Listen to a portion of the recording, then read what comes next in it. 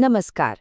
चलिए एक ऐसी रात की कल्पना करते हैं जहां तूफान और बारिश मिलकर एक बहुत ही घना और डरावना माहौल बना रही हों। आज हम जिस कहानी की परतों को खोलने जा रहे हैं उसका नाम है तूफानी बरसात में गांव की दस्तक।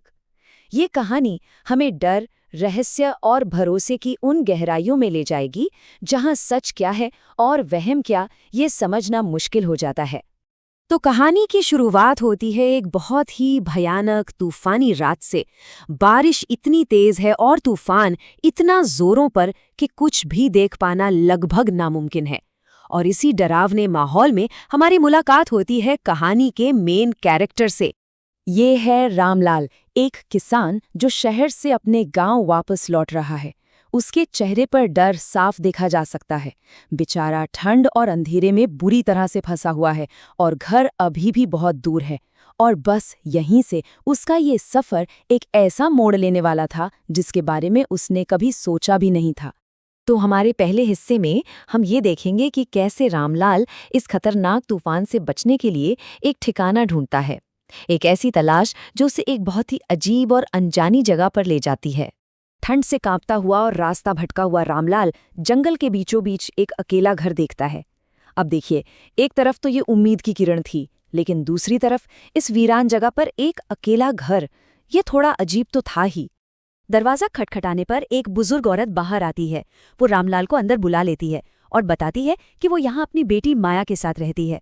चलो, उस तूफानी रात में ये किसी राहत से कम नहीं था। लेकिन कहानी में ट्विस्ट तो आना ही था। आधी रात को रामलाल की नींद खुलती है, पायल की आवाज से। अब सोचिए, इतनी रात गए इस वीराने में कौन हो सकता है? तभी उसकी मुलाकात होती है माया से। और सबसे दिलचस्प बात थी माया के बात करने का तरीका। वो बातें तो बड़ी खूबसूरत करती थी पहेलियों में, लेकिन उसकी बातों में एक अजीब सा खतरा भी महसूस हो रहा था, जो रामलाल के मन में एक शक पैदा कर देता है। चलिए अब आगे बढ़ते हैं और देखते हैं कि जब ये अजनबी लड़की गांव में आती है तो ये रहस्य और कितना गहरा होता है। अगली सुबह कहानी में एक और मोड़ आता है। रामलाल को माया सड़क पर रोती हुई मिलती है। वो बताती है कि एक शेर ने उसकी माँ को मार डाला और अब वो बेचारी एकदम अकेली है।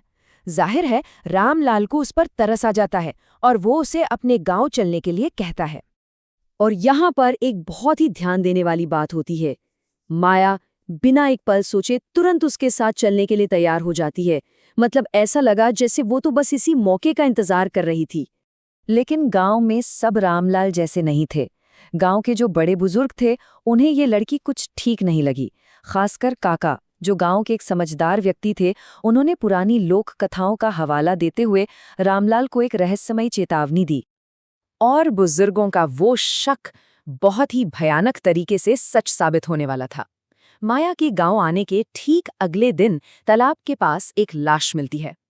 ये गांव में हुई पहली त्रासदी थी और इसका समय सिर्फ एक इत्तेफाक तो नहीं हो सकता था। और लाश की जो हालत थी वो किसी के भी रोंगटे खड़े कर दे। मृतक रमेश के शरीर में जैसे खून की एक बूंद भी नहीं थी। पूरा चेहरा सफेद पड़ चुका था। ऐसा लग रहा था मानो किसी ने उसकी सारी की सारी जान ही खींच ली हो। ये कोई आम मौत नहीं थी। और यहीं पर काका वो बात कहते हैं जिससे पूरा गांव कांप जाता है। वो इस मौत को एक पुरानी कहानी से जोड़ते हैं, पेशाचिनी की कहानी। एक ऐसी राक्षसी जो इंसानों की आत्मा पी जाती है। अचानक गांव का डर सिर्फ एक वहम नहीं रहा था, वो एक खौफनाक हकीकत बनता जा रहा था। तो अब कहानी उस मोड़ पर आ पहुंची है जहां रामलाल को खुद ही सच का सामना करना था। एक ऐसे सच का जिस पर कोई यकीन नहीं करना चाहता था। अब अपनी माँ की बातों और गांव वालों के डर से रामलाल के मन में भी शक गहराने लगा था। आखिर में उसने फैसला किया कि वो उस रात चुपके से माया का पीछा करेगा।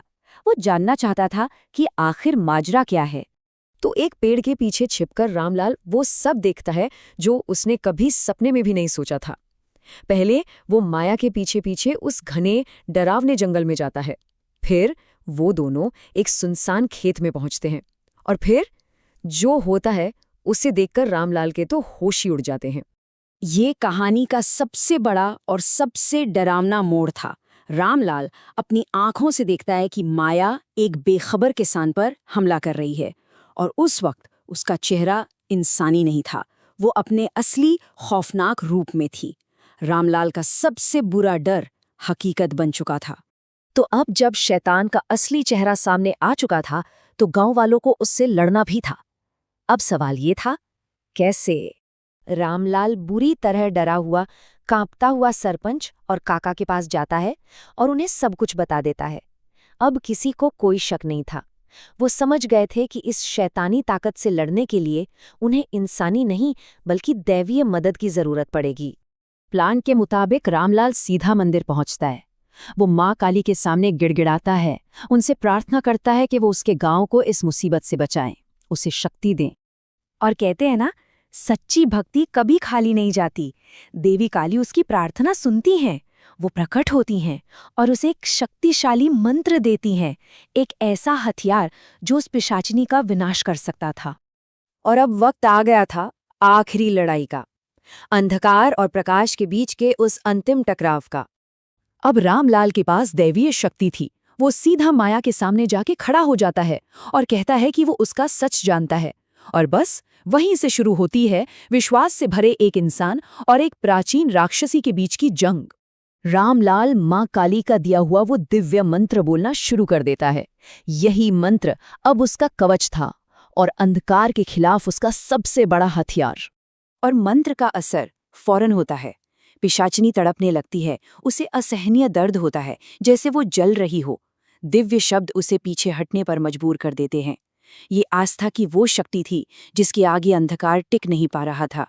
हालांकि वो हार जाती है, पर पूरी तरह खत्म नहीं होते। गायब होने से ठीक पहले वो एक भयानक कसम खाती है कि वो वापस आएगी। वो रामलाल और उसके पूरे गांव को खत्म करने के लिए वापस आएगी। ये एक ऐसी धमकी थी जो हमेशा के लिए उस गांव पर एक साए की तरह मंडराती रहने वाली थी। और यहीं पर ये कहानी हमें एक सवाल के साथ छोड़ जाती है। गांव तो बच गया, लेकिन क्या बुराई सच में खत्म हुई, या ये सिर्फ एक छोटी सी जीत थी और असली खतरा अभी भी कहीं अंधेरे में छिपा हुआ है, अपने मौके का इंतजार कर रहा है?